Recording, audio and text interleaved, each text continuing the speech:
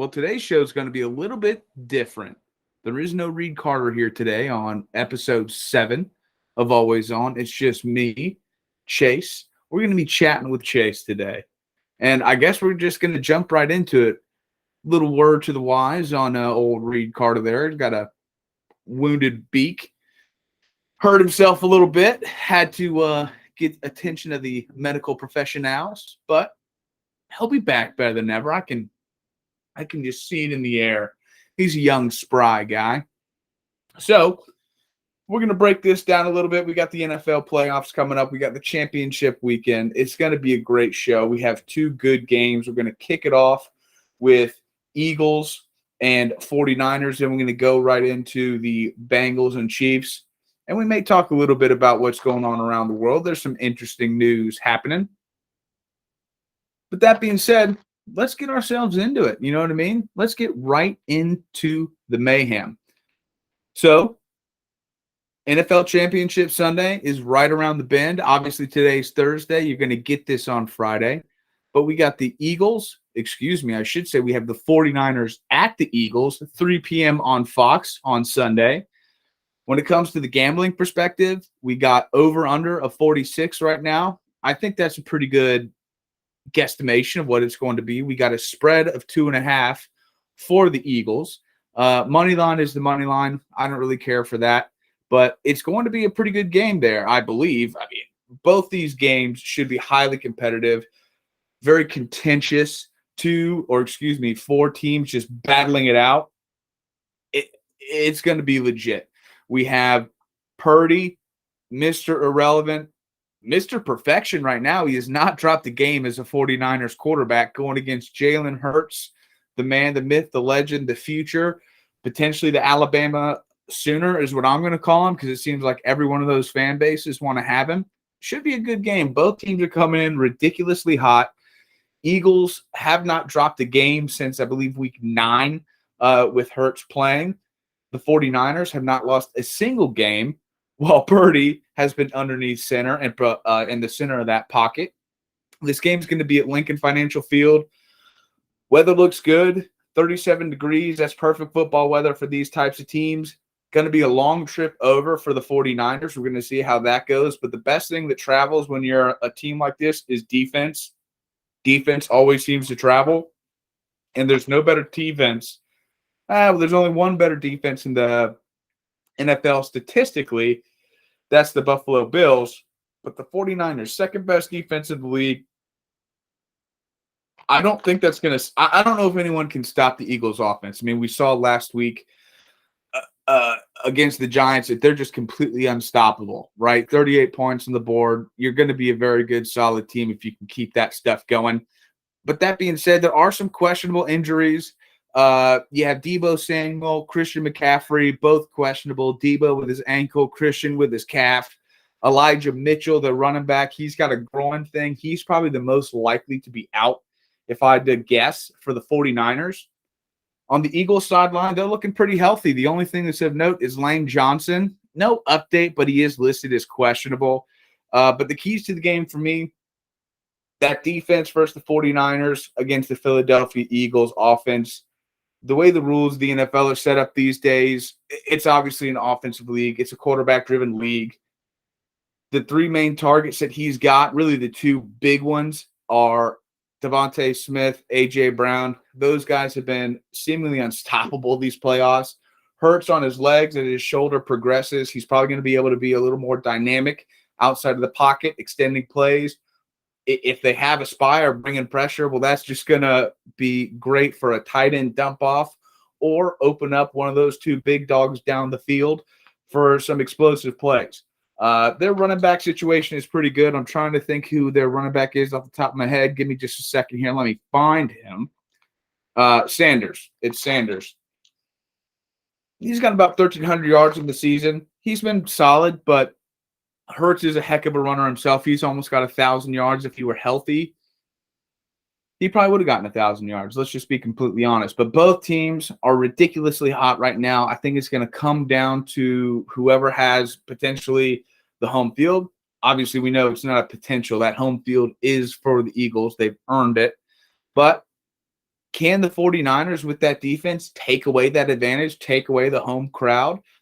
Philly, when they are good and they're juiced up, they're sauced up, there is not much better fan bases in the country. You don't want to be on the bad side of the Philadelphia Eagles fan base or the Philadelphia just city because they can get a little testy, but I don't think that's going to be anywhere in the cards. This team's on the up and up. Brock Purdy, is he going to keep on track of just not necessarily being perfect, but for a rookie, just being so consistent on the rise? He's been persistent. The athletes, as long as Debo and McCaffrey are healthy, he's got George Kittle.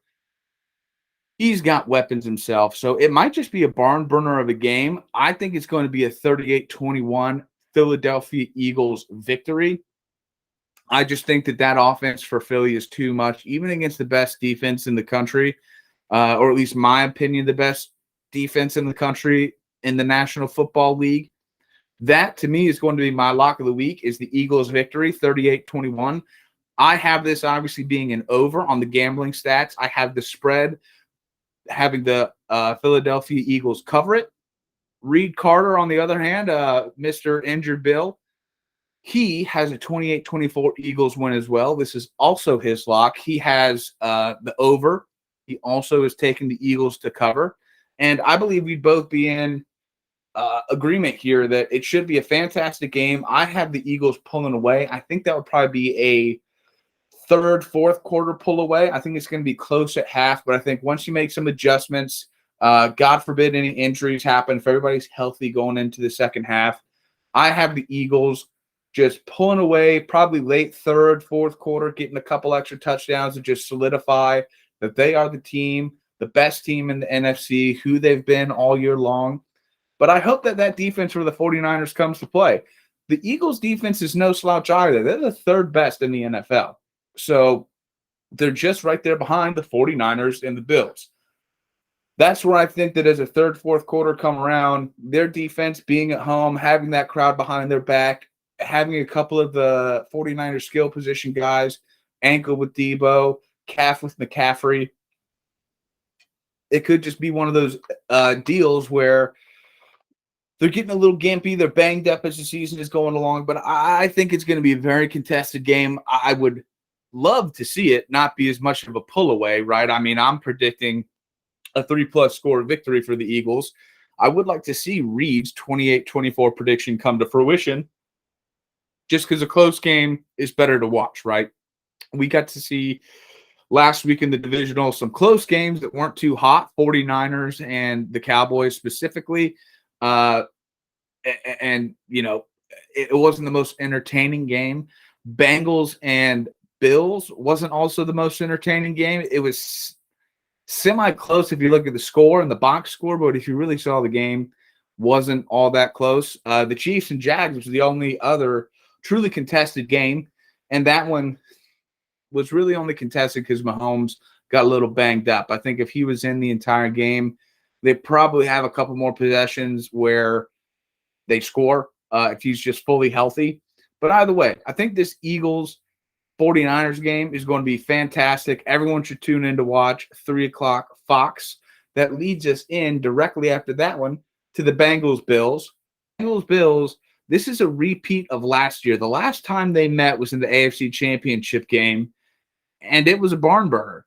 Bengals pulled it off. Mahomes has yet to beat the Cincinnati Bengals and Joe Burrow.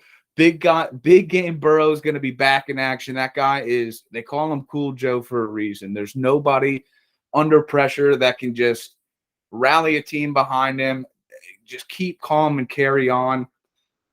It truly is impressive for such a young guy. I mean, he just seems like he's a 20-year seasoned vet who's trying to will his team to their first Super Bowl victory. But this probably won't be the last time we see a matchup like this. Maybe not in the AFC Championship game, excuse me. I could very much see it. Both these dudes are under 30. Mahomes is just turning 27. I'm pretty sure Burrow is 24, 25. We could see this matchup for a long time to come.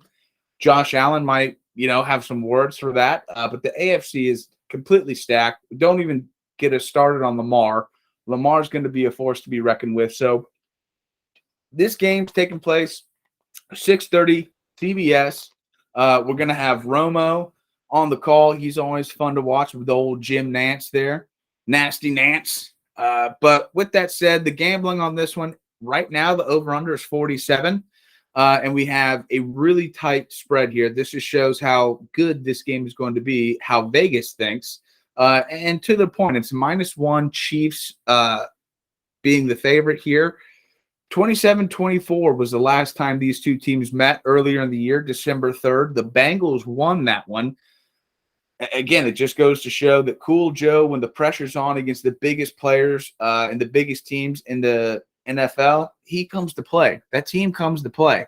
The Bengals have not been perfect this year by any means, but when it's a big-time game and the lights turn on, there's just something about them that they bend the knee, if you will, to nobody. They bow to no one except for themselves. So either way, whoever wins, I think everyone sort of wants to see that Chiefs-Eagles matchup. But Eagles, Bengals would be just as good. I think the one that everyone would be disappointed by, and God forbid, I don't want to see this, but I don't think anyone would be mad if the 49ers faced off against the Bengals. I think that one would probably be the draw that brings the least amount of people to the Super Bowl. Still a good matchup. But getting back to the matchup at hand, we got Bengals, Chiefs. Big injuries. None to speak too much about. We have Edwards-Helaire for the 49ers, who is on the IR. He could potentially return this game. I don't have too much hopes for that one, but he very well could. And if he comes in, that's just another stable, because their main running back right now out of Rutgers is a stud. Nobody has really got their handle around him. Pacheco, the guy's run for almost 1,000 yards this year, really just has caught lightning in a bottle. Very solid. You have that connection with Mahomes and Kelsey. What's going to happen there? Obviously, on the flip side, you have Jamar Chase and Burrow, both college counterparts. Took their team to a national championship, won it. So we're going to see what happens there. I have faith in the Chiefs. I have this game right now being a Chiefs victory, 35-28. So I have it being an over. I have the Chiefs covering. Reed on the flip side there, he's got a 31-28 Bengals victory. So he thinks the Bengals are going to be back-to-back AFC champions. I think this fifth time is going to be another Chiefs victory. I believe that would make them 3-2 in their pursuits of going to the Super Bowl under Andy Reid and Pat Mahomes. I think it's going to be going my way. I'm sure as heck not putting this one as a lock like we would for the Eagles 49ers. We don't really have that option since it's only one day, one weekend, one time to, or one chance to prove them wrong, So this game should be very good. I just think the Bengals have to avoid a large deficit.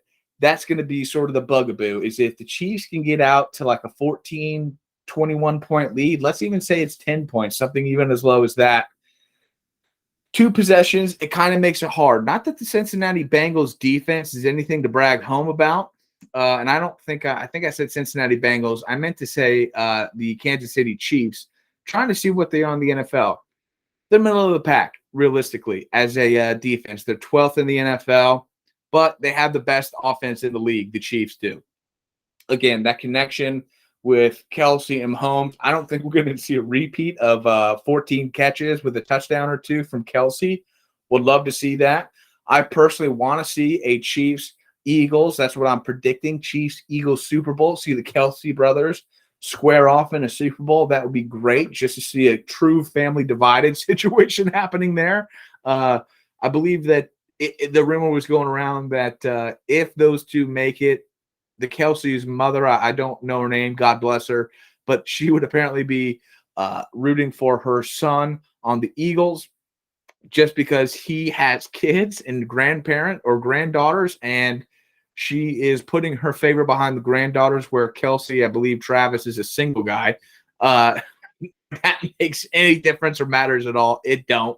But I would like to see that matchup. Getting back to it, Burrow and Jamar Chase have to have a big game, though, if this is going to be anything resembling a close contest. I think it should be. That Bengals line of scrimmage on both sides, defense and offense, if they can repeat what happened against the Buffalo Bills and just thoroughly dominate grown men on the respective lines of scrimmage, we could see a Bengals not beat down. I'm not going that far because if anyone's seen it, Pat Mahomes looks very solid in his, I believe, Monday presser. It might have been Tuesday. It could have been Tuesday, where he wasn't even wearing a boot. His high ankle sprain doesn't look to be bothering him at all. He seemed pretty bouncy. And that's not a good thing if you're the Cincinnati Bengals. Not that you want someone to be injured, but you do want Pat Mahomes to be a little bit less than 100%. Because when that guy is 100%, he's a magic man. He's Mayhem Mahomes, if you will. He can just do it all. We've all seen what he did against the Bucs in the Super Bowl. He basically tried to will that Kansas City Chiefs team back into it. Now this is 2 years ago. Will be once the Super Bowl is being played. But that guy made some plays that were just unreal. He truly is something special, something the NFL really hasn't seen. Because obviously you've had people as talented as Mahomes, clearly. Mike Vick comes to mind. Lamar Jackson comes to mind as someone, as two guys who, whether it be arm talent and pure athleticism, are either on par or supersede him in that regard. But what that man has between his ears, and having Andy Reid as your offensive coordinator and head coach, I should say, but offensive play caller, just goes a long way. He is, Andy Reid, an offensive genius, an offensive juggernaut. When he was at the Eagles, he had them rolling. I believe when he was there, though he never won a Super Bowl, he went to one against the Pats with McNabb and lost it. I'm pretty sure they went to like 7 out of 9 NFC championship games. They went to something like 6 in a row. Off the top of my head, I want to say it was like 9 NFC championship games in a row. Didn't obviously go to the Super Bowl each one of those times. I believe it was just once. But now that he's finally got the quarterback, and this is no knock on Donovan McNabb, that guy was a stud.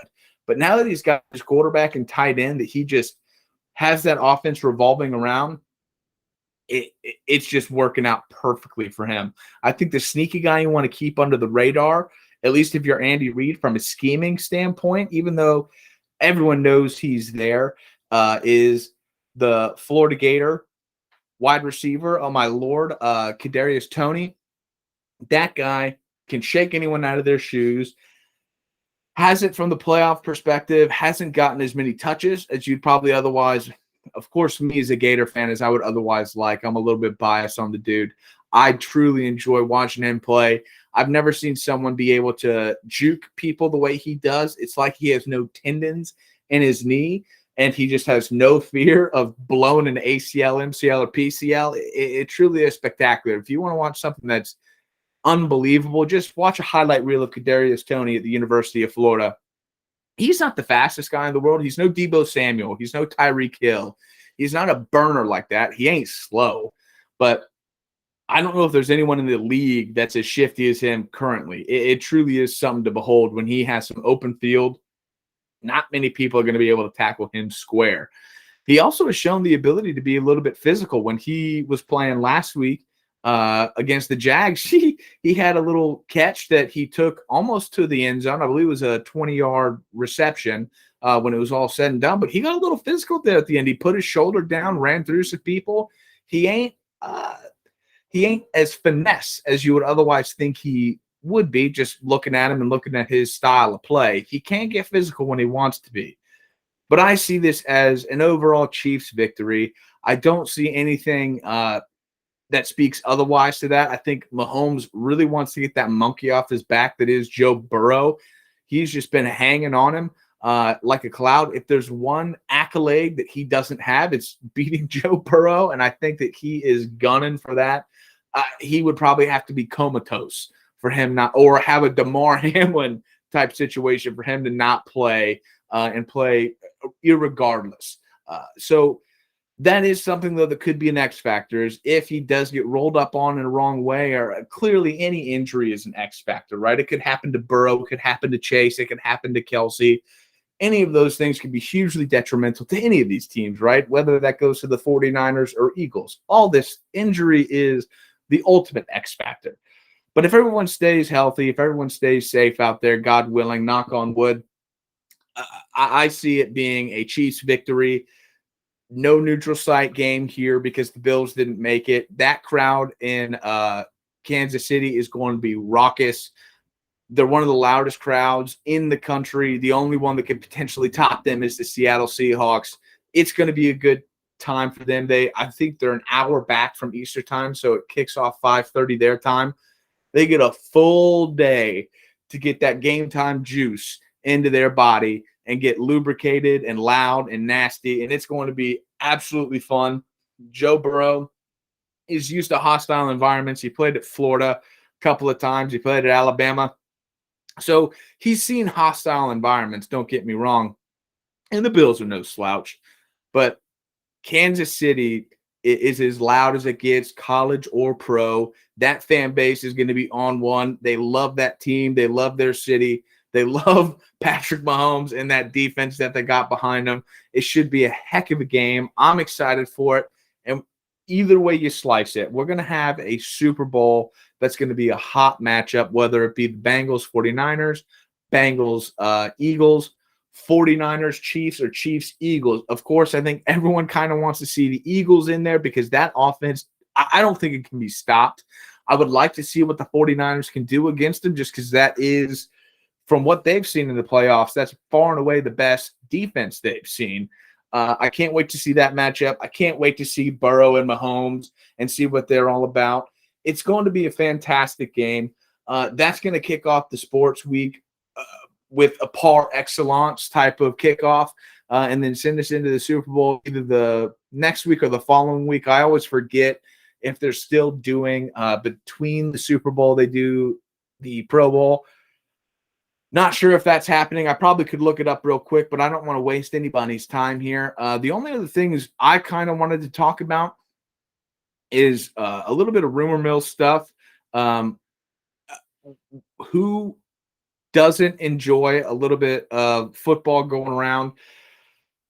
Again, when it comes to the sporting scene, well, when it comes to football coming around, I want people to go to Barstool Sports. Let's see if I can't bring it up here and look at this NFL Blitz style league.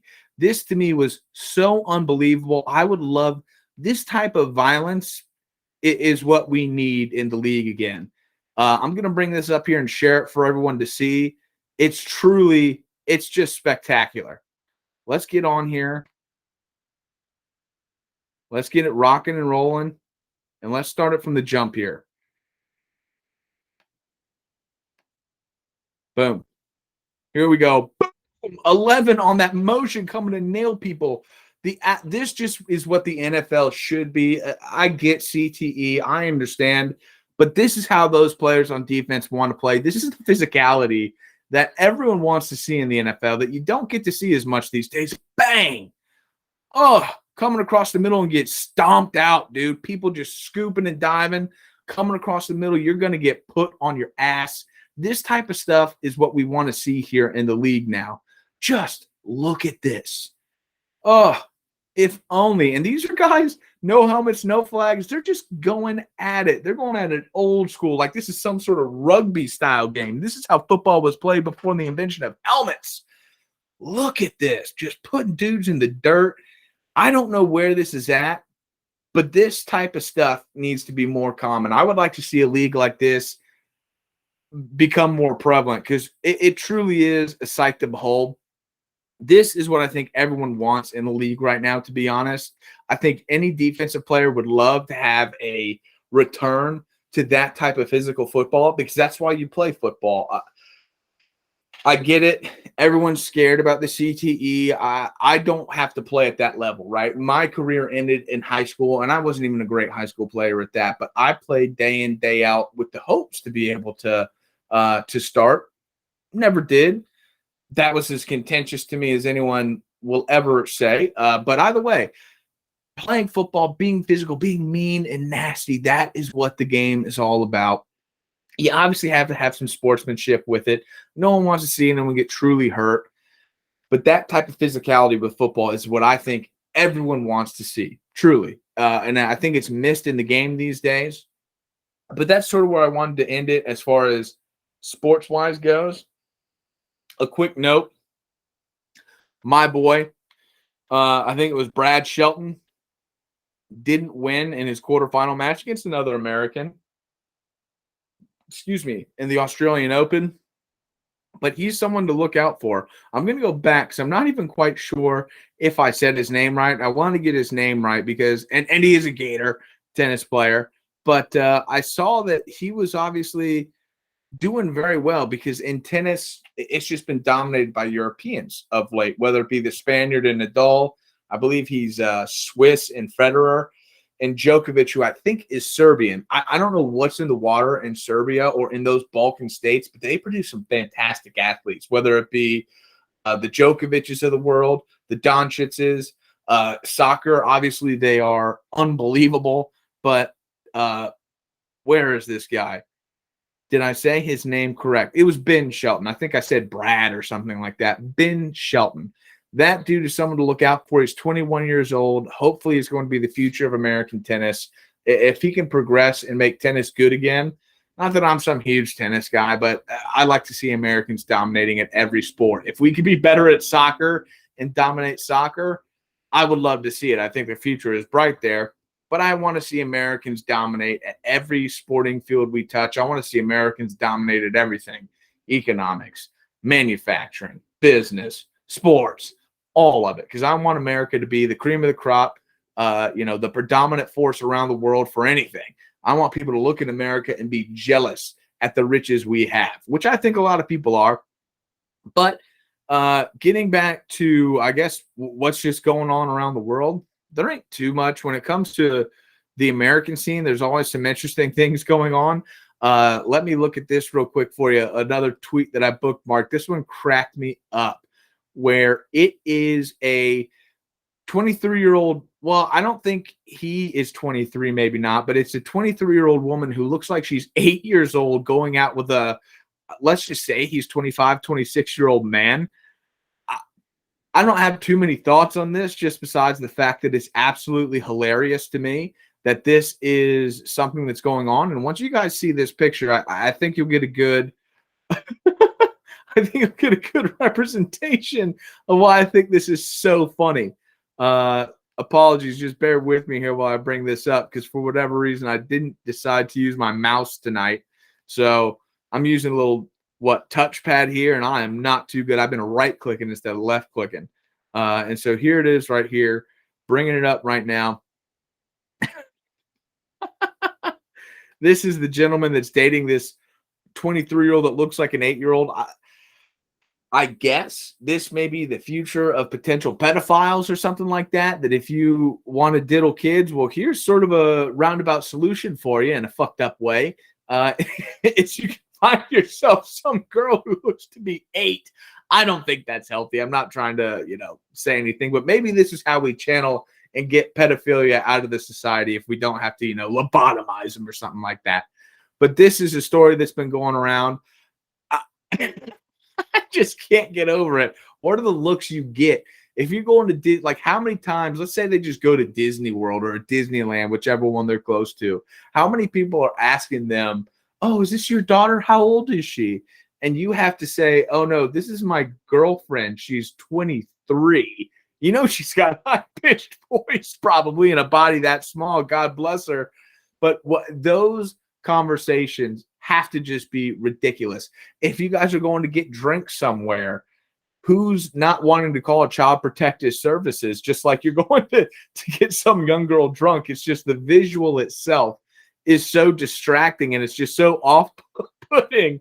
And this isn't some ugly-looking dude, but that one cracked me up. Another thing that cracked me up recently was a former cop, and I don't know where she was. I believe it says here, a former cop who got kicked off the force started her own OnlyFans, and she ain't that great looking. But I don't know what this is about OnlyFans recently. I've never gone on OnlyFans, and I've seen the pictures that they post on Twitter or whatnot. I don't necessarily know the draw for OnlyFans. I don't get it. Apparently, this lady is making a heck of a lot of money on OnlyFans too. Let's bring this up real quick. Where are we? Where are we? Where are we? Here we go.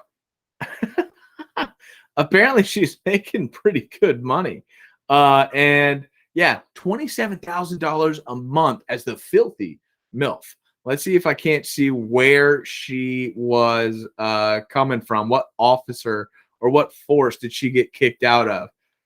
DIY porn career, the do-it-yourself porn career. I didn't realize that was a acronym that they were using for sex work these days.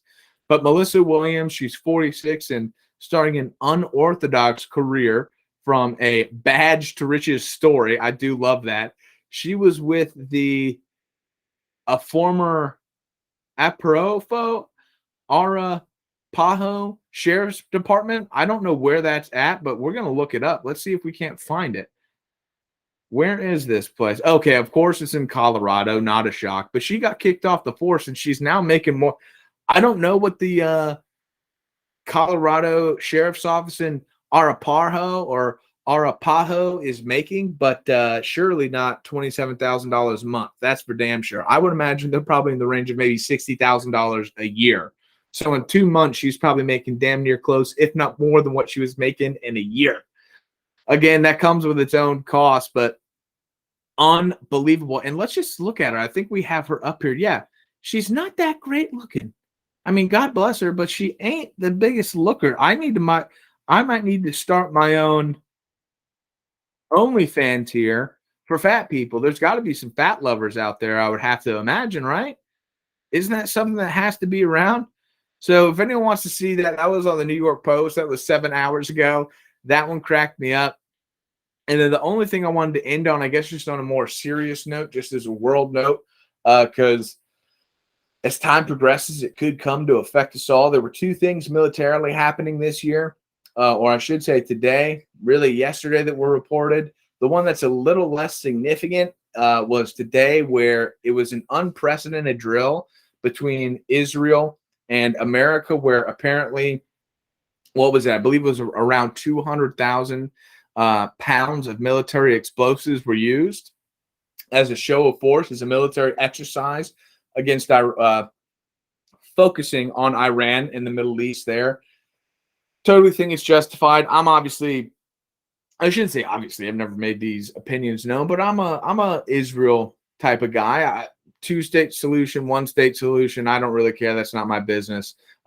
Palestine to me is just a name for Rome, so or a Roman name given to the area. So I don't understand how a name from what probably people would call colonizers or colonists, how that sort of name now becomes used in social justice politicking as an ethnicity.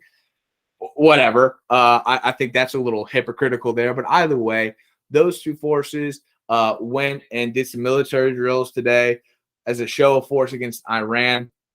I think having closer coordination with Israel in the region is a must. Unfortunately, when it comes to the Middle East, it's just, I think as we all have known, whether it be from the Gulf War, we could stretch this back to the 70s, right, where the Shah of Iran was overthrown. Truly, it seems like there's never going to be peace in the Middle East. Obviously, it's some old cliche, but there's just so much tension in that area. It's a clash of cultures. It's a clash of religions. There's the main reason it gets so much attention these days and is in the focus of everybody is just due to the immense wealth that's in the ground there when it comes to oil. No offense to Africa or certain parts of Asia. No one really gives a crap about those countries or those areas of the world because there isn't as much economically going on. I mean, the entire modern world, whether we like it or not, is sustained off oil and the free flow of oil. The Middle East has, besides a couple other countries in the world, has by far and away the most of it. And unfortunately, in Iran, one of our big geopolitical adversaries, has a lot of it. And they're obviously very anti-American, for lack of a better word. But that was something going on. But I think in the near term, what could be a little more, I don't want to say maybe bothersome, but more impactful, depending on how parties go from here, and I don't mean internal domestic parties, I mean geopolitical actors. Apparently, there's going to be roughly, if I read it right, 3 divisions of I'll stop sharing this stupid this stupid cop. Sorry about that.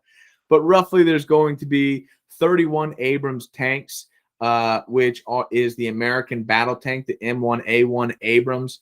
I don't believe it's our latest and greatest. I think it's the M1A2 that's the latest and greatest. But it's just yet another thing. And these 31 tanks are obviously going to the Ukraine to help support the war effort there against Russia. That led to Germany wanting, because they were the ones holding back the Republic of Germany from sending their version of an M1A1, which is their Leopard 2 tank. Poland wanted to send them. Germany was holding it back. There's been a lot of, let's just say, negotiation among the NATO allies as to get those battle tanks to Ukraine. I think we got to be a little bit smarter as to what we're going to do from here, because obviously we have the R-31 tanks going. I believe Germany's given a division, and I think it's going to round up to being a third when you include the German battle tanks, the Poland tanks that are also the German-made tanks, and then I believe it's the Challenger is what the British are going to be sending over, and I believe they're sending over quite a few. I think for them, it's not necessarily a bad move because those Challenger tanks are a little more outdated relative to the Leopard and the M1A1. So from the British perspective, they're probably just trying to unload some still very quality tanks when it comes to the use of battlefield tactics and strategy and just impetus, because the Ukrainians don't have any really besides what they've taken from Russia.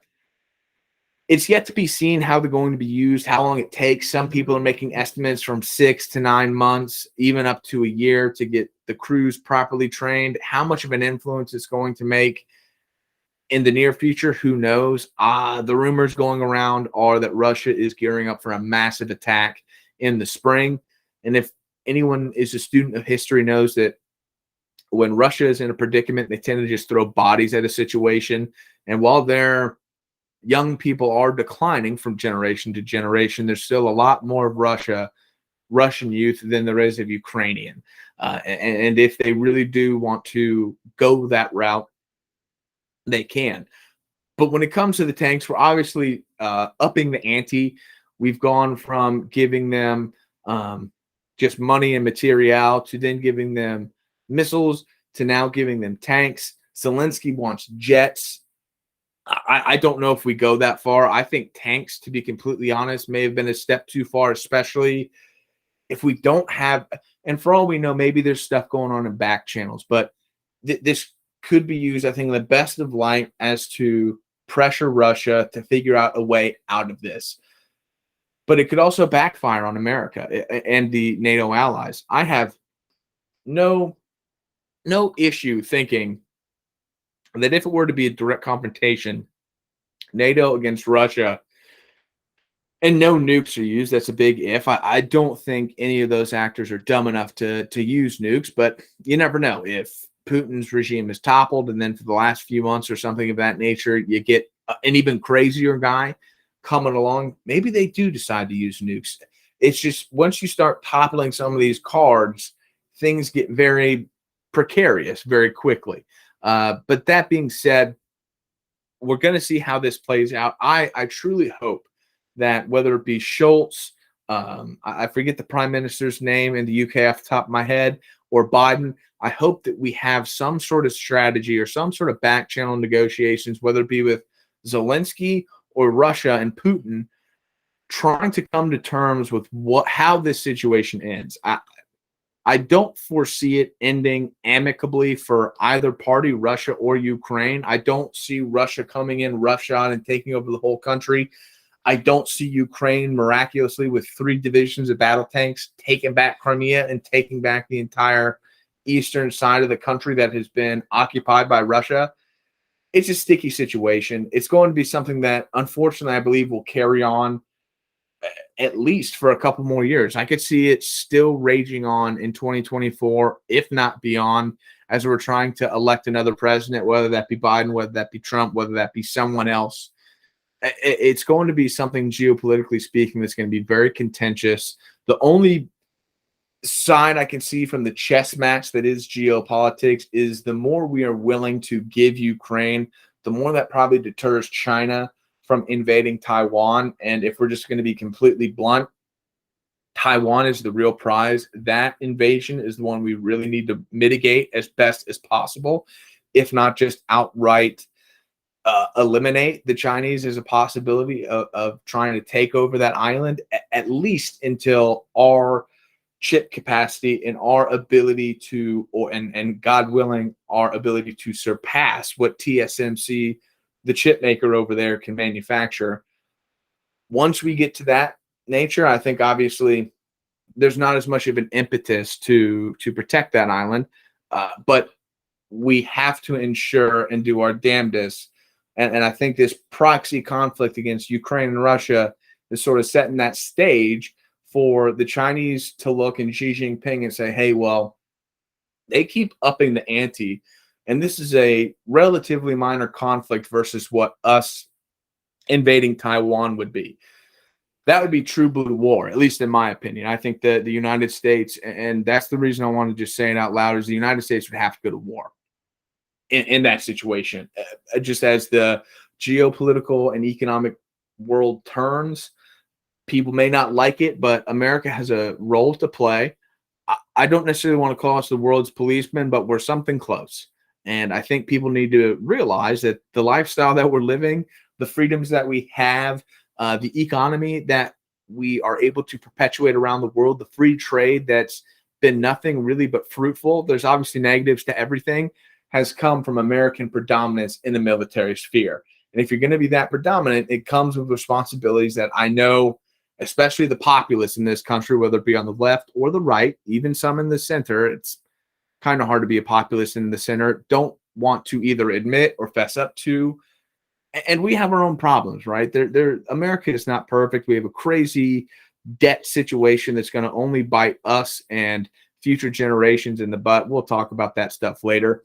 But all these things sort of mesh together when we talk about these M1A1s that are going to Ukraine, because all these things are interlinked. The world is so interlinked these days that you have to have these discussions. But that is a huge step up in the war, because battle tanks in a true conflict against the world's premier powers, how much tanks are going to be the deciding factor is something yet to be determined. I think that we are sort of in a position these days where it's essentially like World War I, where the defensive from machine guns, but in these day and age, rockets, just irrespective of nukes, take nukes completely off the equation or out of the equation. I think we're in a situation where we don't really have the offensive capabilities yet, like we did in World War II, to match some of the defensive armaments that are out there. Again, weapons and missiles, those types of systems is sort of what I'm referring to, because there's even questions out there whether navies would be all that great when you're talking about true conflicts against the major powers. By major powers, I sort of mean NATO and Russia, America versus China. It's all yet to be seen. We're going to see how Putin responds. The springtime is going to be spring into summer, because it's just military operations go. When you're in areas that get very cold like that, spring and summer is when military campaigns tend to truly amp up. Obviously, you have a little more daylight in those situations. It's hotter. It's easier for things to move around in the cold. Everything just sorts of bogs down. So we'll see what Russia does as a counterpart, but that's just something to keep your eye on. Otherwise, too, the just basic stuff. We got to watch the economy over here at the U.S. We're getting ready from a domestic standpoint to have a showdown between the Republicans and Democrats when it comes to our debt ceiling. For those of you who may not know, the debt ceiling is essentially, think of it, if you're a sports fan, just a cap. You cannot go above this cap from a spending standpoint. Otherwise, essentially, we default on our debts, meaning we force ourselves to not pay anymore just by law. Many modern countries and modern economies don't have this. It's become a big political ploy here in the United States for good or bad, depending on how you want to see it. Personally, I do like the idea of a debt ceiling in peacetime as it's been implemented. It's just been a political football or a can that we've kicked down the road. I'm a big debt hawk. And so anything when it comes to our national debt, that's something that I am very wary of, because I think we need to reduce that debt. And I don't think people truly realize just the overall impact that the debt being at $31 trillion, I believe it's now roughly 140% of our gross domestic product, meaning if we put all the money that we make in 1 year of the economy towards the debt, we'd still have roughly another half a year that we need to pay it off, at minimum a third, right? Because it's 135%. So we've got an issue on our hands. Inflation becomes a factor when you start spending money the way we do. I think everyone, if you're going to just, eat some eggs, go to the grocery store, buying any sort of luxury good, it's harder to do. So these are all things that we're going to be talking about more and more. I'm a big political junkie. I'm a big news junkie just as much as I love sports. So I could ramble on about this forever. But to wrap it all up, we've got good stuff happening in the country this coming weekend. We've got the NFL playoffs going on. We're closing in on the college basketball tournament. That's going to be fun, coming up here in March. Baseball is right around the corner. Excuse me for the burps there. Baseball is right around the corner. We're going to talk about that. Basketball in the pro level is going to start heating up. We have the Masters right around the corner in golf. Not this weekend, but next weekend, we got the waste management tournament for golf, which is always a good time. If those of you who don't know, I believe it's the 14th par 3, the 14th hole of that par 3 there, where they essentially have about 12 to 15,000 people, the rowdiest hole in golf that weekend. That's going to be coming up. So there's a lot of good things to look forward to when it comes to the sporting sphere. There's a lot of stuff to be concerned about when it comes to the world side and the domestic American politics side. But we're here to talk about it all, because that's what the purpose of this show is, to just talk about how we feel and just hopefully rational manner. My counterpart Reed will hopefully have his beak healed up next week and we'll feel a little better. And we'll be back here next time, episode numero 8. We're going to keep going with this podcast and show. If you like the show, please like, subscribe, share it on Twitter. The goal here is to keep it going, keep it moving, hopefully entertain and educate, maybe scare you a little bit. But as we grow, there's only going to be more and more things that we're rolling out. We have ideas in the works, but we're just trying to get down from a production standpoint what needs to happen so we can hit the ground running when we have the ideas we want to implement, whether it be from segments or things we want to talk about that I think will be interesting to everybody. It is for us. And other than that, I hope you guys have a good weekend. Hope you have a good Friday. We'll see you here the following Tuesday. Enjoy yourselves. Enjoy the NFL playoffs. Don't worry about what's going on in the world for the time being. You can worry about that another day. With that said, have a good night, everybody.